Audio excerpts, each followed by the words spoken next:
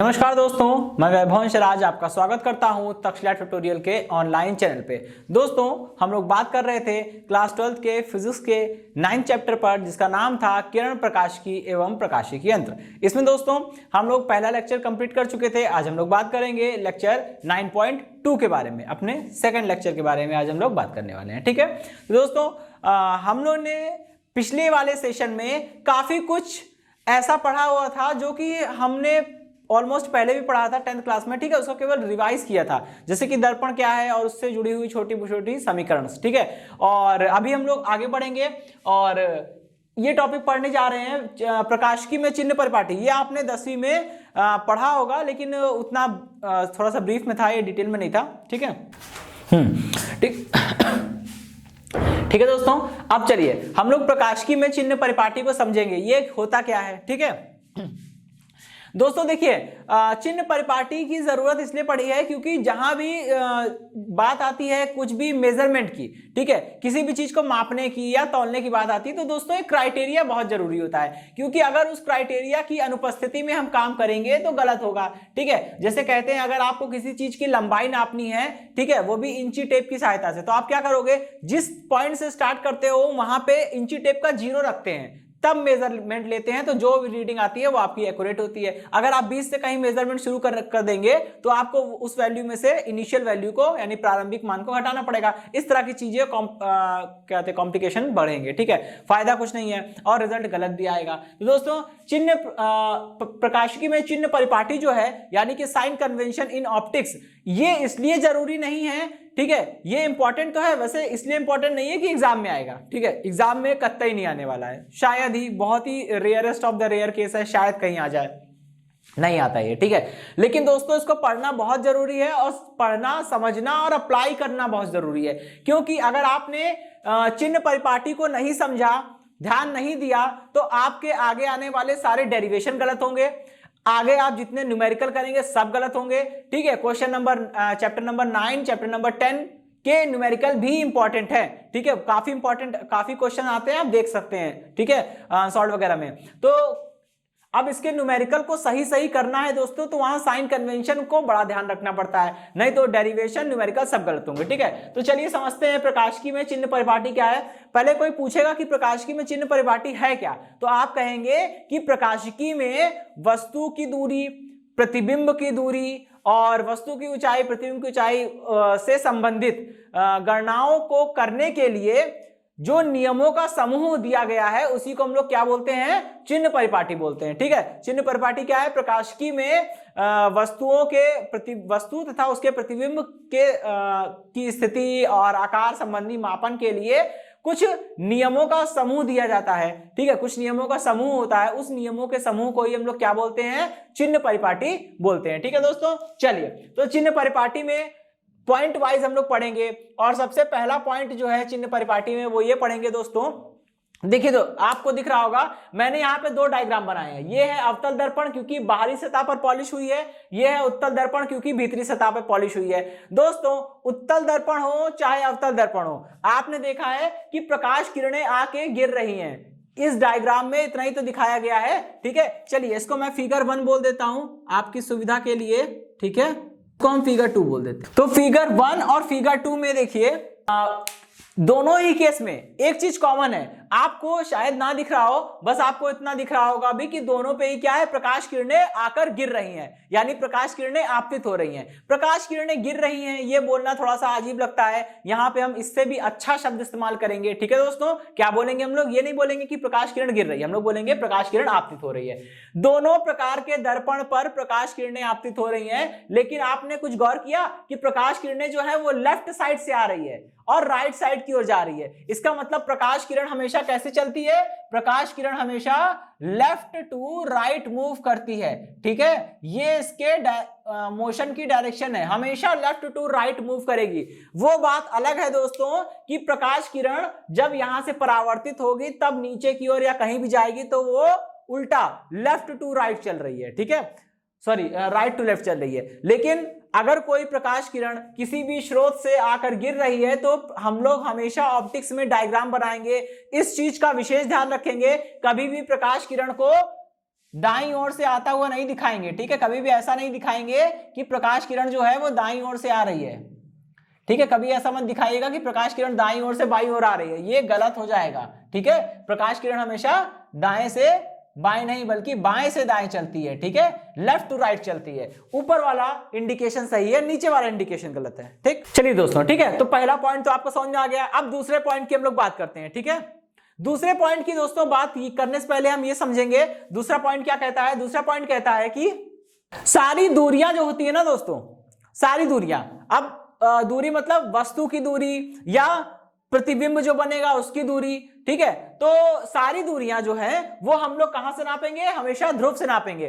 ध्रुव क्या है, स्केल का जीरो है, समझ लीजिए। जैसे स्केल में जीरो होता है, सारी मेजरमेंट सारी वैल्यू हम लोग जीरो से मेजर करना शुरू करते हैं, वैसे ही दर्पण में क्या है, ये है ध्रुव पोल। सारी मेजरमेंट सारी डिस्टेंस सारी दूरियां हम लोग कहां से नापेंगे, हमेशा ध्रुव से ही नापेंगे। इस बात को ध्यान रखिएगा, ठीक है दोस्तों।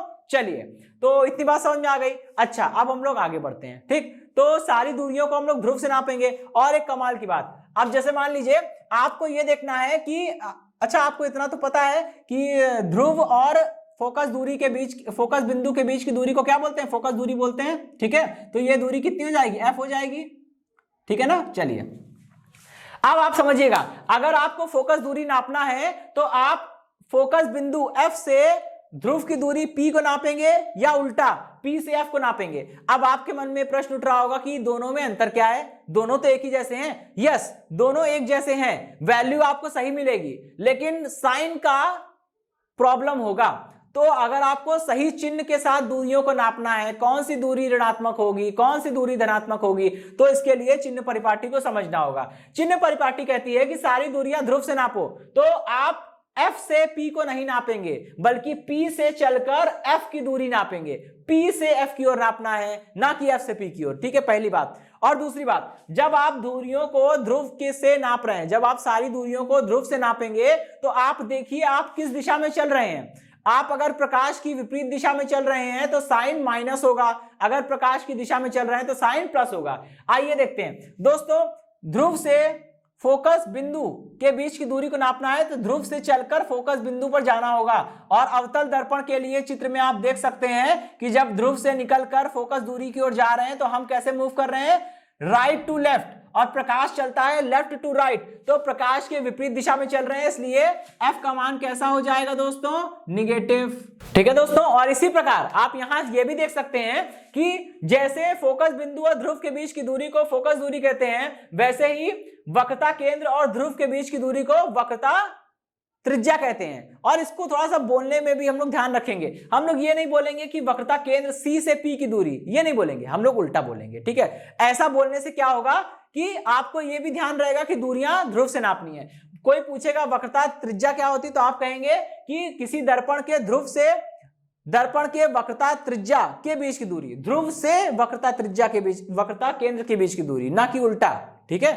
वक्रता केंद्र से ध्रुव के बीच की दूरी नहीं बोलेंगे, किसी भी दर्पण के ध्रुव से उसके वक्रता केंद्र के बीच की दूरी को क्या बोलते हैं, वक्रता त्रिज्या बोलते हैं, ठीक है। अब आपको अगर C ये वैल्यू नापनी है तो ये वैल्यू नापेंगे, तो देखिए यहां भी वही काम होने वाला है, ठीक है। सारी दूरियों को हम लोग ध्रुव से नापेंगे, ध्रुव से चलेंगे वक्रता केंद्र पर जाएंगे, और जब आप ध्रुव से चलेंगे वक्रता केंद्र की ओर जा रहे हैं तो आप प्रकाश की विपरीत चल रहे हैं, क्योंकि आपको चलना पड़ रहा है राइट टू लेफ्ट और प्रकाश आता है लेफ्ट टू राइट, तो प्रकाश की विपरीत दिशा में चल रहे हैं तो R का मान भी माइनस में आएगा, तो -R -F, ठीक है। तो यहां से दोस्तों हमें एक चीज समझ में आ रही है, इस चीज को बिल्कुल याद कर लीजिएगा, क्योंकि बहुविकल्पी प्रश्न में आपसे पूछा जा सकता है और वाइवा में भी आ सकता है, ठीक है। टीचर आपसे पूछ सकते हैं कि अवतल दर्पण की फोकस दूरी धनात्मक होती है या ऋणात्मक, आपसे एमसीक्यू में भी आ सकता है, ठीक है। तो अवतल दर्पण की फोकस दूरी कैसी होती है, ऋणात्मक होती है, और वक्रता त्रिज्या भी ऋणात्मक होती है। टीचर वाइवा में क्वेश्चन पूछेंगे तो आपसे यह भी कह सकते हैं कि बताओ कि कैसे कह रहे हो कि अवतल दर्पण की फोकस दूरी ऋणात्मक होती है या वक्रता त्रिज्या ऋणात्मक होती है, कैसे आप प्रूफ करेंगे? तो इसके लिए आपको एक डायग्राम बनाना पड़ेगा और यहाँ पे साइन कन्वेंशन बोलना पड़ेगा कि इस चिन्ह परिपाटी के अनुसार सारी दूरियां ध्रुव से नापी जाएगी, और जब ध्रुव से दूरियां नापेंगे अवतल दर्पण के लिए तो सारी दूरियां प्रकाश के चलने की विपरीत दिशा में आएगी, इसीलिए वो माइनस साइन के साथ कंसीडर की जाएगी। ठीक है, अच्छा इसमें क्या होता है, उत्तल दर्पण में अगर आप देखेंगे तो दोस्तों ध्रुव से फोकस दूरी के बीच की दूरी, फोकस बिंदु के बीच की दूरी को क्या बोलते हैं? फोकस दूरी बोलते हैं, और ध्रुव से वक्रता केंद्र के बीच की दूरी को क्या बोलते हैं? वक्रता त्रिज्या बोलते हैं। ठीक है, आर से प्रदर्शित करते हैं। यहां भी वही होने वाला है, जब आप फोकस दूरी को या वक्रता त्रिज्या को नापेंगे तो फोकस बिंदु मतलब फोकस बिंदु की दूरी कहां से नापेंगे? ध्रुव से। ध्रुव से फोकस बिंदु के बीच की दूरी को नापने के लिए आपको देखिए किस दिशा में चलना पड़ रहा है? बाएं से दाएं चलना पड़ रहा है, और प्रकाश भी बाएं से दाएं गिरता है। ठीक है, इसका मतलब क्या होगा? इसका मतलब यह हुआ कि उत्तल दर्पण के लिए जब आप ध्रुव से फोकस बिंदु के बीच की दूरी को निकालेंगे यानी फोकस दूरी को नापेंगे तो वो कैसी आएगी दोस्तों? पॉजिटिव आएगी। ठीक है, और अगर जब आप दर्पण के ध्रुव से दर्पण के वक्रता केंद्र सी के बीच की दूरी निकालेंगे तो वो भी कैसी आएगी? पॉजिटिव आएगी, क्योंकि आपको जब उत्तल दर्पण के लिए आप वक्रता त्रिज्या निकाल रहे हैं तो आपको दर्पण के ध्रुव से वक्रता केंद्र की ओर चलना पड़ता है, जो कि प्रकाश की दिशा में चल रहे हैं। जब आप प्रकाश की दिशा में चलेंगे तो साइन पॉजिटिव होगा। चिन्ह परिपाटी यही कहती है कि सारी दूरियों को ध्रुव से नापिए, और अगर आप ये दूरी प्रकाश की दिशा में नापते हैं तो पॉजिटिव, अपोजिट नापते हैं तो निगेटिव। तो ये पॉजिटिव हो गया, वो निगेटिव हो गया। ठीक है, यहां पे आप लिख लीजिएगा, समझ जाइए कि उत्तल दर्पण के लिए दोस्तों F इज इक्वल टू कितना होता है? पॉजिटिव वैल्यू आएगी, और R इज इक्वल टू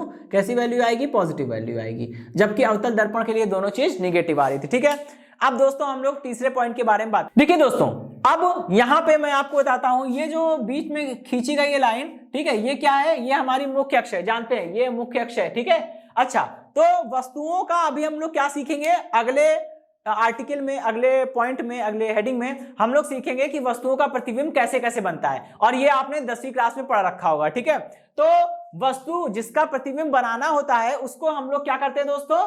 हमेशा मुख्य अक्ष पर रखते हैं और सीधा रखते हैं। वस्तु को कभी भी आप उल्टा रखा हुआ नहीं पाएंगे। प्रतिबिंब उल्टा बन सकता है, जी हाँ, प्रतिबिंब उल्टा बन सकता है, लेकिन वस्तु को तो हमेशा सीधा रखते हैं और ऊपर की ओर रखते हैं। ठीक है, तो तीसरा पॉइंट उसी से जुड़ा है।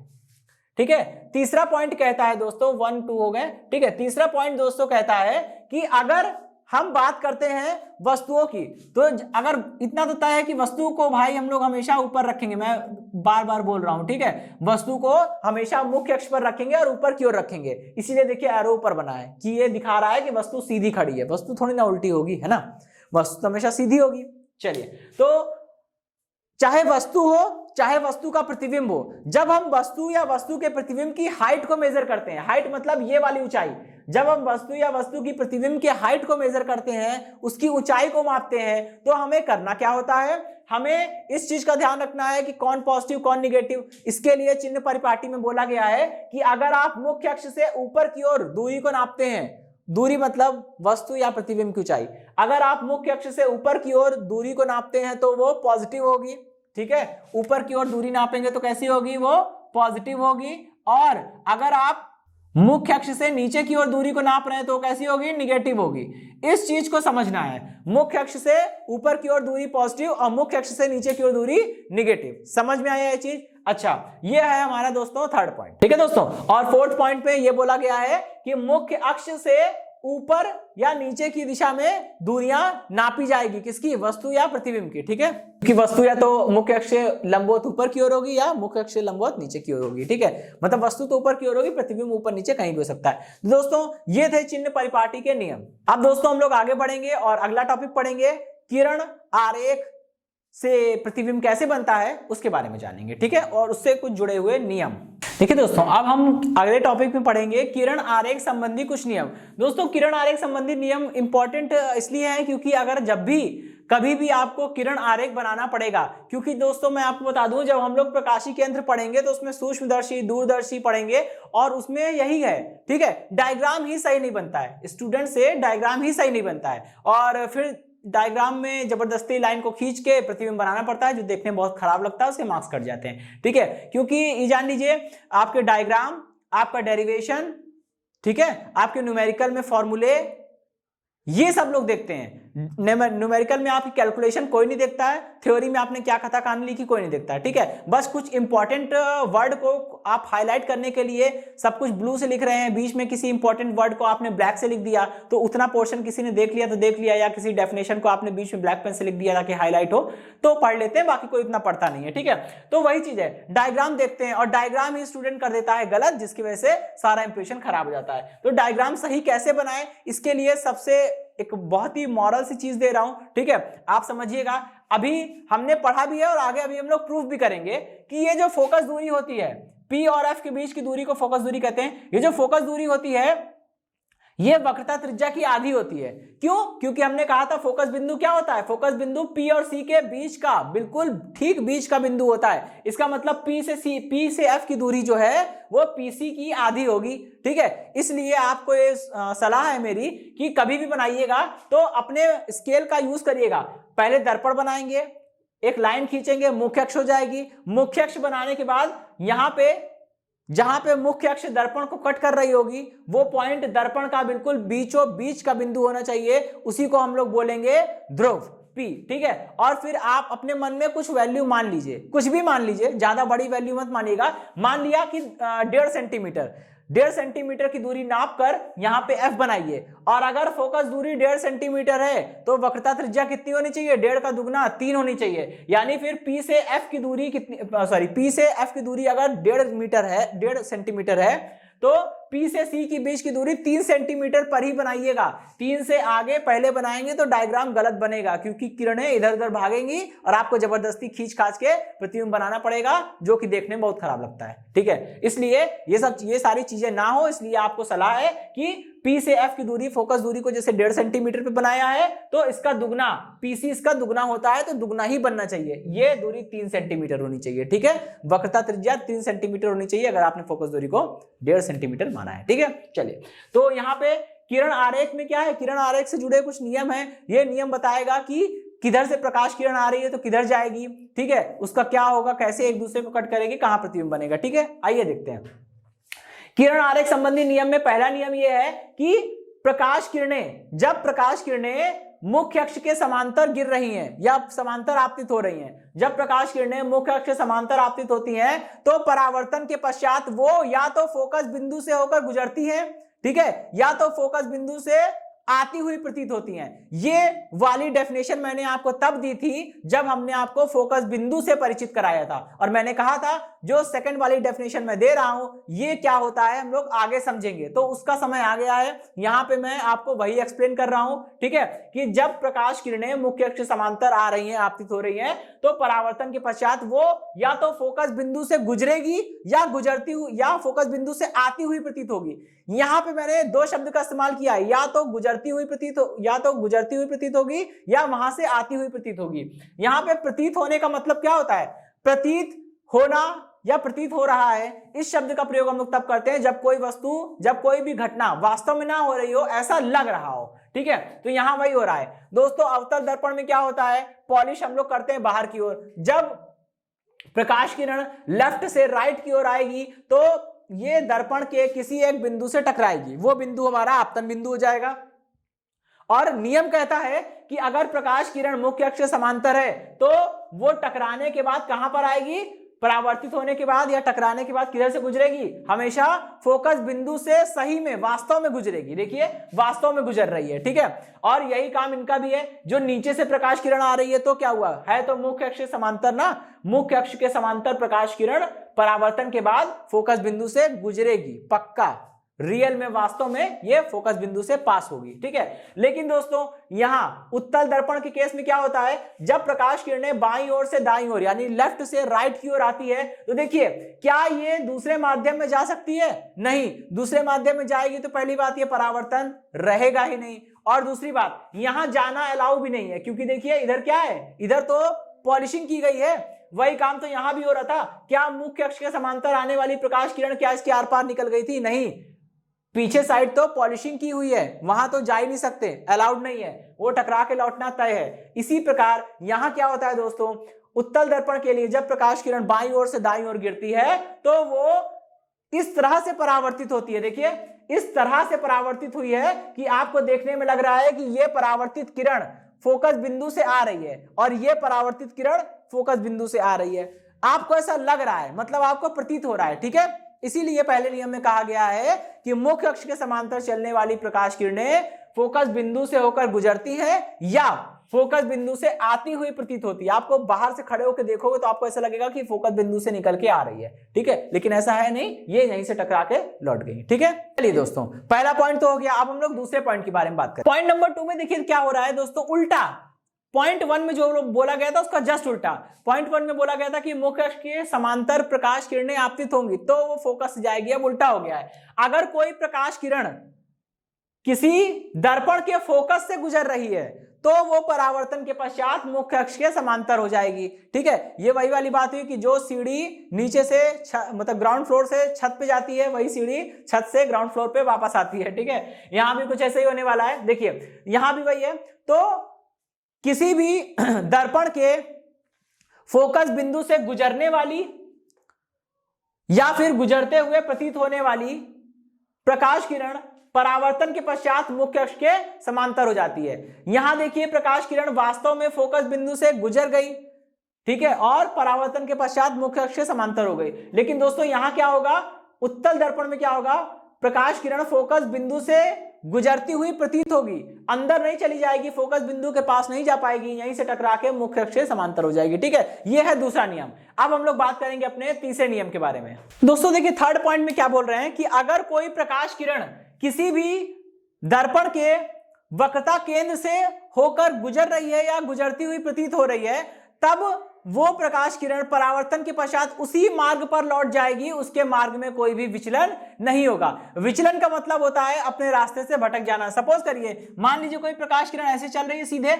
अचानक यहाँ रास्ते में कोई घटना हुई और वो प्रकाश किरण सीधे जाने के बजाय, ये सीधे जाने के बजाय क्या हुई, मुड़ गई, तो इसे बोलेंगे कि मार्ग से विचलित हो गई, ठीक है। लेकिन दोस्तों ऐसा नहीं है। यहां पे क्या हो रहा है, देखिए प्रकाश किरण, जब कोई प्रकाश किरण किसी दर्पण के वक्रता केंद्र से गुजर रही है, वास्तव में गुजर रही है या फिर गुजरती हुई प्रतीत हो रही है, क्योंकि ये अंदर नहीं आ पाएगी, ये वक्रता केंद्र को टच नहीं कर पाएगी, वक्रता बिंदु को टच नहीं कर पाएगी, ठीक है। तो जब कोई प्रकाश किरण किसी दर्पण के वक्रता केंद्र से गुजरती है या गुजरती हुई प्रतीत होती है, तब वह परावर्तन के पश्चात अपने मार्ग पर लौट जाती है। देखिए जिस रास्ते पर आई थी उसी रास्ते पे लौट गई। इधर भी देखिए जिस रास्ते से आ रही थी उसी रास्ते पे किरण लौट गई, उसके मार्ग में कोई भी विचलन नहीं हुआ। यह है हमारा थर्ड पॉइंट, ठीक है।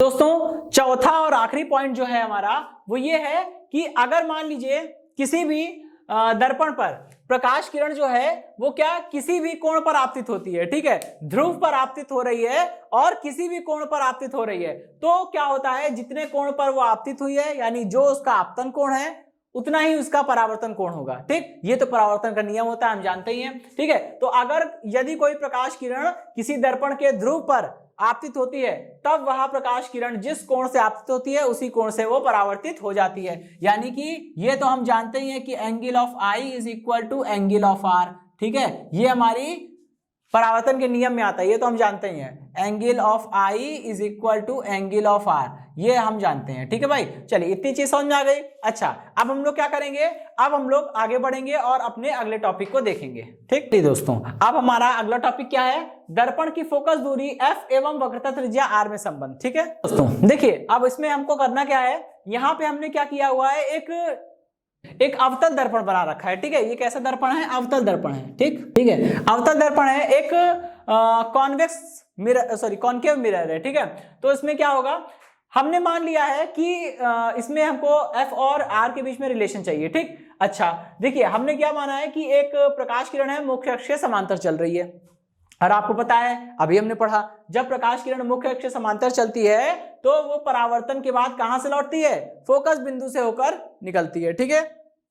अच्छा तो हमने क्या किया, इसको फोकस बिंदु से पास करा दिया। फिर दोस्तों हमें पता है कि जिस बिंदु पर प्रकाश किरण आपतित होती है उस बिंदु को आपतन बिंदु बोलते हैं। यहां पर देखिए ये जो मुख्य अक्ष के समांतर चलने वाली प्रकाश किरण है ये दर्पण के बिंदु A पर आकर गिर रही है, तो जब ये दर्पण के बिंदु A पर आपतित होगी ठीक है, जब ये दर्पण के बिंदु ए पर आपतित होगी तो क्या होगा, इस बिंदु को हम लोग क्या बोलेंगे, आपतन बिंदु बोलेंगे।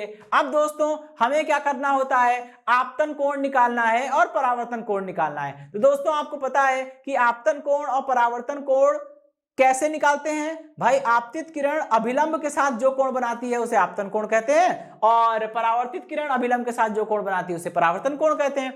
तो सबसे बड़ी बात तो ये हो जाएगी कि अब मुझे अभिलंब निकालना होगा, हमें देखना होगा, जानना होगा कि अभिलंब है कहां।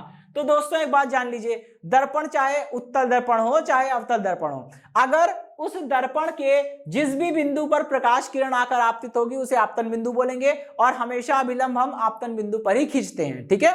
तो अब बिंदु ए आपतन बिंदु है क्योंकि इस पे प्रकाश किरण आकर आपतित हुई। तो आपतन बिंदु पर अभिलंब खींचने के लिए करना कुछ नहीं होता है, बस जिस बिंदु पर अभिलंब खींचना है, जिस बिंदु पर हमें अभिलंब खींचना है, जो बिंदु हमारा आपतन बिंदु है, उस बिंदु को सी से मिला दीजिए बस।